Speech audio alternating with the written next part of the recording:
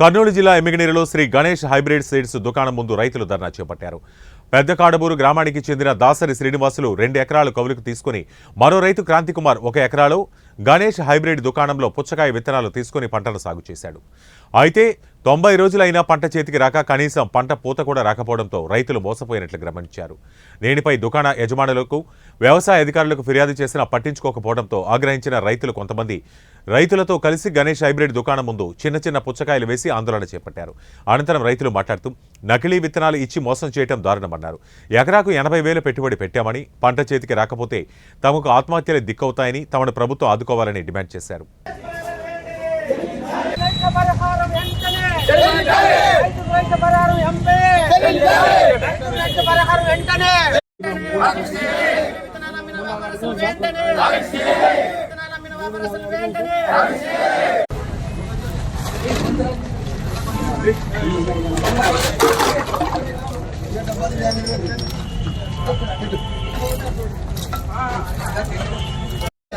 నష్టపరిహారం నష్టపరిహారం నష్టపరిహారం నష్టపరిహారం నష్టపరిహారం నష్టపరిహారం నష్టపరిహారం నష్టపరిహారం నష్టపరిహారం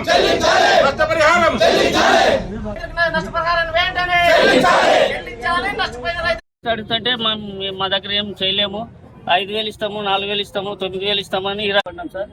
మాకు నష్టపరిహారం చెల్లించి న్యాయం చేసేంత వరకు మేము ఈ షాప్ వదిలిపోమని ముమ్మాటి సార్. మేము ఏవి కూడా లోకల్ బ్రాండ్స్ యూజ్ చేయలేదు సార్. మాది పెద్దకడుగురు గ్రామము. నా పేరు దాసరి శ్రీనివాసులు. నేను వాటర్ మినరల్ 2.5 ఎకరాలు సాగుబడి చేసినాను. విత్తనాలు తీసుకొస్తే నకిలీ విత్తనాలుగా ఏర్పడింది. 70 రోజులు పూత వచ్చింది. ఇది 70 రోజులు కటింగ్ అయ్యేది, 70 రోజులు పూత వచ్చింది. ఎన్ని మందులు కొట్టినా కూడా కాయ రాలేదు.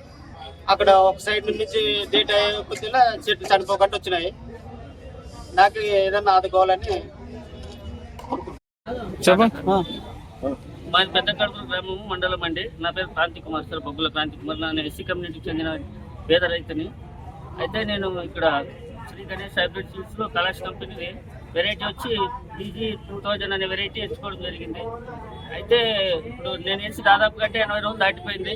అయినప్పుడు కూడా మాకు ఇప్పటి వరకు పంట చేతికి రాకపోవడము, ఒక సైడ్ నుంచి ఏజ్ దానికి చెట్టు ఏజ్ లిమిట్ దాటి చనిపోవడం మొదలుపెట్టింది సార్. అయితే మాకు ఇప్పుడు దాదాపు 1 ఎకరంలో నాకు పెట్టుబడి నుంచి 70,000 నుంచి 80,000 మధ్యలో వచ్చింది సార్. మాకు కొద్దిగా మీ అందరి సహకారంతో మమ్మల్ని ఆదుకోవాలని చెప్పి ప్రాధాన్యపడుతున్నాం.